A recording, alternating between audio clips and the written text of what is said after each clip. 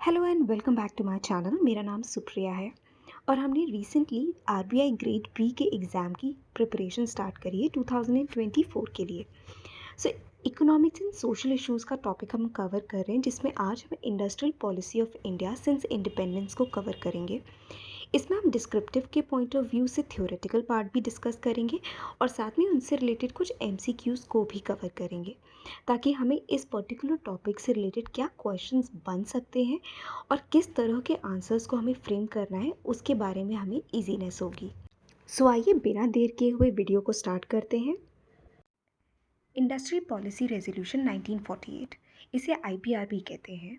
It was first policy of independent India. ये policy जो थी वो इंडिपेंडेंट इंडिया की फर्स्ट पॉलिसी थी। It's main focus was that the state must play an active role in the development of industries, with government stressing on the socialistic pattern of society. This policy remains in force for 8 years.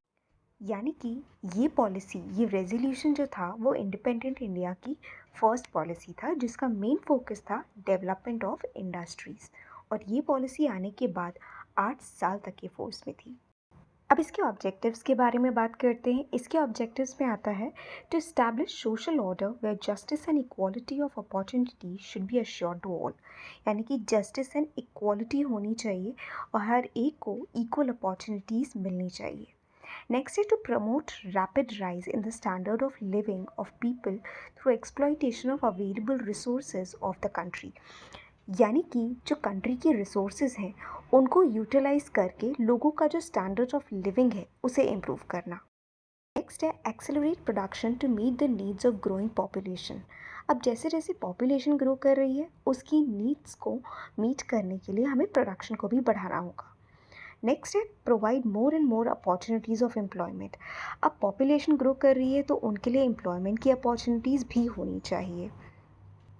Next हमारा आता है industries development and regulation act 1951, that is IDR act 1951। इसके main objectives थे to regulate industrial investment and production according to planned priorities and targets, protect small entrepreneurs from competitions with larger industries, prevent monopoly and concentration of ownership industries, promote balanced regional development to reduce regional disparities। यानी कि इस एक्ट का जो main purpose था वो ये था कि प्रोडक्शन को और इन्वेस्टमेंट को उनके सेट प्रायोरिटीज़ एंड टारगेट के अकॉर्डिंग क्रिएट करना, एंटरप्रेन्योर्स को प्रोटेक्ट करना, जो स्मॉल एंटरप्रेन्योर्स हैं उन्हें प्रोटेक्ट करना, और मोनोपोली को होने से रोकना, और रीजनल डिस्पैरिटीज़ को जितना हो सके उतना रिड्यूस करना, ताकि एक बैलेंस्ड एनवायरनमेंट डेवलप हो सके। नेक्स्ट आते हैं आपके प्रोविजंस। ये आपके दो तरह के होते हैं। पहला होता है restrictive provisions and second is reformative provisions. Restrictive में आता है measures to curb unfair practices by industries. यानी कि अगर इंडस्ट्रीज़ किसी भी तरह की अनफेयर प्रैक्टिस करती हैं तो उन्हें रिड्यूस करना या स्टॉप करना। नेक्स्ट है आपका registration and licensing of industrial undertakings. यानी कि जितनी भी आपकी इंडस्ट्रियल अंडरटेकिंग्स हैं उनका रजिस्ट्रेशन एंड लाइसेंसिंग होना चाहिए। Next is inquiry into listed industries. यानी कि लिस्टेड इंडस्ट्रीज़ की इंक्वायरी भी होनी चाहिए कि वो कोई इलीगल या अनफेयर प्रैक्टिस ना कर रहे हों। Next is cancellation of registration licences. यानी कि अगर कोई अनफेयर प्रैक्टिसेस कर रहा है तो उनके लाइसेंसेस को भी कैंसिल कर सकते हैं। नेक्स्ट बात करते हैं रिफॉर्मेटिव प्रोविजंस की, जिसमें सबसे पहले आता है direct government regulation and control. यानी कि जो भी इंडस्ट्रीज़ हैं उनके रेगुलेशन में गवर्नमेंट का डायरेक्ट रोल रहेगा। किन चीज़ों में? To control over the price, distribution and supply. यानी कि उनके प्राइजेस, डिस्ट्रीब्यूशन एंड सप्लाई पे गवर्नमेंट का फुल कंट्रोल रहेगा। Next is constructive measures for industrial development. यानी कि इंडस्ट्रीज़ के डेवलपमेंट के लिए गवर्नमेंट को कुछ कंस्ट्रक्टिव मेजर्स भी लेने होंगे ताकि वो ग्रो कर सकेंगे। नेक्स्ट आपका आता है industrial policy resolution 1956, that is IPR 1956। इसका मेन फोकस है to accelerate industrialisation specially in heavy industries. यानी कि जो हैवी इंडस्ट्रीज़ हैं उनको एक्सेलरेट करना या ज़्यादा से ज़्यादा बढ़ावा देना। नेक्स्ट है expand the public sector and cooperative sector. Next है state responsibility for setting up new industries and transport facilities. यानी कि नई इंडस्ट्रीज़ को सेटअप करने के लिए ट्रांसपोर्ट की फैसिलिटीज़ प्रोवाइड करना या न्यू इंडस्ट्रीज़ के सेटअप के लिए सारी चीज़ें प्रोवाइड करना स्टेट की रिस्पॉन्सिबिलिटी है, ताकि जो इंडस्ट्रियल सेक्टर है वो ग्रो कर सके। नेक्स्ट है आपका to prevent private monopolies and concentration of economic powers, यानी कि जो इंडस्ट्रीज़ हैं उनकी मोनोपोली नहीं होनी चाहिए। अगर मोनोपोली हो जाएगी उससे वो बहुत ज़्यादा पावर का मिसयूज़ कर सकते हैं, और जो बाकी स्मॉल सेक्टर्स हैं, स्मॉल इकोनॉमीज़ हैं, वो कहीं ना कहीं दब जाएंगी, वो ग्रो नहीं कर पाएंगी। नेक्स्ट है आपका इंडस्ट्रियल लाइसेंसिंग पॉलिसी ऑफ 1970। इस पॉलिसी की मेन फीचर्स हैं, it introduced a heavy investment sector for the industries requiring over 5 crore investment which was open for the private sector. यानी कि जो आपकी हैवी इन्वेस्टमेंट सेक्टर्स हैं, जहाँ पे इन्वेस्टमेंट 5 करोड़ या अबव का लगता है, वो इंडस्ट्रीज अब प्राइवेट सेक्टर के लिए ओपन कर दी गई है। नेक्स्ट आपका है a middle sector for industries with investment between 1 crore and 5 crore with liberalise licensing policies. यानी कि जो आपके मिडिल सेक्टर की जो इंडस्ट्रीज़ हैं जिनका इन्वेस्टमेंट 1 करोड़ से 5 करोड़ के बीच में रहता है, वहाँ पर जो लाइसेंसिंग की राइट्स है उनको लिबरलाइज कर दिया जाएगा। नेक्स्ट है आपका industries with less than 1 crore investment did not need licences. यानी कि जिन इंडस्ट्रीज़ में 1 करोड़ से कम की इन्वेस्टमेंट की ज़रूरत पड़ेगी, वहाँ पे किसी भी तरह के लाइसेंसेस की कोई नीड नहीं रहेगी। इसका मेजर ऑब्जेक्टिव है to simplify and liberalise industrial licensing for different types of industries. So next आपका आता है new industrial policy of 1991। The new industrial policy was announced in July 1991 in the midst of severe economic instability in the country. The objective of the policy was to raise efficiency and accelerate economic growth. यानी कि new industrial policy जो 1991 में आई थी, ये economic crisis के बीच में आई थी, और इसका मेन ऑब्जेक्टिव था कि इकोनॉमिक ग्रोथ को कैसे बढ़ाया जा सके। फीचर्स में आता है स्ट्रेंथनिंग ऑफ प्राइवेट सेक्टर, यानी कि abolition of licensing system for large number of industries. यानी कि जितनी भी इंडस्ट्रीज़ हैं उनके ऊपर से लाइसेंसिंग का जो सिस्टम है उसको एबॉलिश कर दिया गया है, ताकि इंडस्ट्रीज़ ग्रो कर सकें। नेक्स्ट है greater role of private sector invest, यानी कि प्राइवेट सेक्टर का जो रोल है वो ज़्यादा बढ़ा दिया गया है। अब गवर्नमेंट के पास पूरा कंट्रोल नहीं रहेगा, बल्कि प्राइवेट सेक्टर में डिवाइडेड रहेगा। नेक्स्ट है आपका contraction in the field of operations for public sector, यानी कि पब्लिक सेक्टर का जो रोल था वो कहीं ना कहीं कम कर दिया गया है और वो प्राइवेट सेक्टर के पास जा रहा है। तो उनके जो रोल्स एंड रिस्पॉन्सिबिलिटीज़ थी उनको कम कर दिया गया है। So contraction in the field of operation. Next है आपका डिसमेंटलिंग ऑफ कंट्रोल्स, यानी कि गवर्नमेंट सेक्टर का जो रोल है वो रिड्यूस करके पावर्स को लिबरलाइज करना, यानी कि पब्लिक से प्राइवेट सेक्टर की तरफ शिफ्ट कर देना।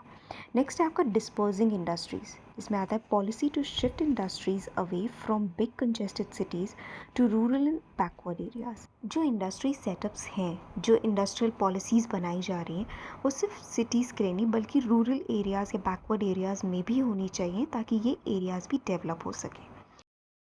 नेक्स्ट है आपका incentives were brought to attract industries to village and backward regions. Next is it favored agro-based industries near the farming areas. यानी कि गवर्नमेंट के थ्रू कई सारे इंसेंटिव्स प्रोवाइड किए ताकि जो इंडस्ट्रीज़ हैं वो विलेज एरियाज़ में जाएं और वहाँ पर ज़्यादा से ज़्यादा अपने सेटअप्स करें और एग्रो बेस्ड इंडस्ट्रीज़ को ज़्यादा से ज़्यादा प्रमोट करें। नेक्स्ट है आपका limiting role of public sector, यानी कि policy pointed out the grey area which were not fit for the PSUs and need to be vacated by them. यानी कि पब्लिक सेक्टर जहाँ जहाँ पे था, जिन जगहों पे वो काम कर रहे थे, जो प्रॉपरली फंक्शन नहीं कर पा रहे थे, वहाँ से उनका रोल कम कर दिया गया और उन्हें प्राइवेट सेक्टर को प्रोवाइड कर दिया गया है। नेक्स्ट है आपका लिबरलाइजेशन ऑफ फॉरेन इन्वेस्टमेंट्स, यानी कि foreign investment in the form of FDI allowed up to 50% with automatic approval, यानी कि 50% तक ऑटोमेटिकली अप्रूव हो जाएगा। Foreign investment in export promotion activities. Next है आपका foreign technology has been made easy by allowing automatic approvals for technology related agreements, यानी कि जो टेक्नोलॉजी से रिलेटेड अग्रीमेंट्स है वहाँ पर FDI को ऑटोमेटिकली अप्रूव कर दिया गया है। नेक्स्ट है promotion of small scale industries SSI। It insured adequate supply of credit these industries based on their needs. Next is to enable modernization and technical upgradation. The policy allows equity participation by other non-SSI undertakings in SSI sector. Next, a limited partnership was allowed to enhance the supply of risk capital to the SSI sector. Next is, it ensured the speedy payment towards the sale of products by SSI sector. यानी कि जो small scale sector है उसको ज़्यादा से ज़्यादा promote करने के लिए adequate supply of credit provide किया गया, मॉडर्नाइजेशन एंड अपग्रेडेशन की, लिमिटेड पार्टनरशिप्स प्रोवाइड करी ताकि रिस्क कम हो सके, और एक स्पीडी पेमेंट सिस्टम को भी इंश्योर किया ताकि एसएसआई को प्रमोट किया जा सके. Next are domestic regulatory reforms, that is, it reduced the number of reserve industries. Security and industries of strategic concern were reserved for public sector. यानी कि कुछ स्पेसिफिक सिक्योरिटीज़ और इंडस्ट्रीज़ ऑफ स्ट्रेटेजिक कंसर्न जैसी companies को छोड़ करके बाकी सारी कंपनीज थी वो प्राइवेट सेक्टर में हो गई, उनका रोल रिड्यूस कर दिया गया. यानी कि पब्लिक सेक्टर जो था उसका रोल कुछ स्ट्रेटेजिक इंडस्ट्रीज़ के लिए लिमिटेड हो गया, रिजर्व्ड हो गया. नेक्स्ट है आपका abolition of industrial licensing. It abolished industrial licensing system for all industries except few such as security and strategic concerns, social concerns related to safety and manufacture of hazardous industries. यानी कि इन कुछ industries जैसे आपका security, strategic, social concern, safety या hazardous industries जैसी companies को छोड़ करके जो अदर कंपनीज़ हैं उनमें से जो लाइसेंसिंग है वो एबॉलिश कर दी गई है. सो हमने ये डिटेल में कवर कर लिया कि इंडस्ट्रियल पॉलिसीज़ के रेजोल्यूशंस क्या क्या हुए हैं, क्या क्या एक्ट्स आए हैं, उनसे रिलेटेड जो डिस्क्रिप्टिव में क्वेश्चन बन सकता है हमने वो भी कवर किया, और साथ में आपको ये ऑब्जेक्टिव्स में भी काफ़ी हेल्प करेगा कि आप छोटे छोटे पॉइंट्स को कैसे कवर अप कर सकते हैं, वो भी सब कुछ हमने इसमें कवर कर लिया है.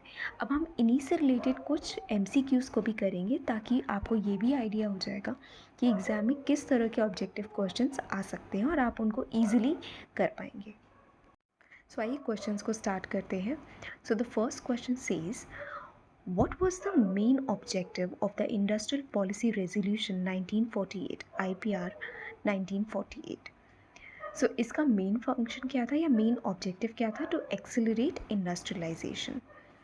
नेक्स्ट है आपका, what was the primary goal of the industries development and regulation act 1951, that is IDR act 1951. So इस एक्ट का बेसिक ऑब्जेक्टिव जो था वो था to protect small entrepreneurs. Next question है, what was the focus of industrial policy resolution 1956, that is IPR 1956. So इसका जो मेन फोकस था वो था to accelerate industrialisation specially in heavy industries. Next है आपका, what was the main objective of the industrial licensing policy of 1970. So इसका main objective था to simplify and liberalise industrial licensing. सब आते हैं नेक्स्ट क्वेश्चन के ऊपर. So next question states, what did the new industrial policy of India 1991 aim to achieve?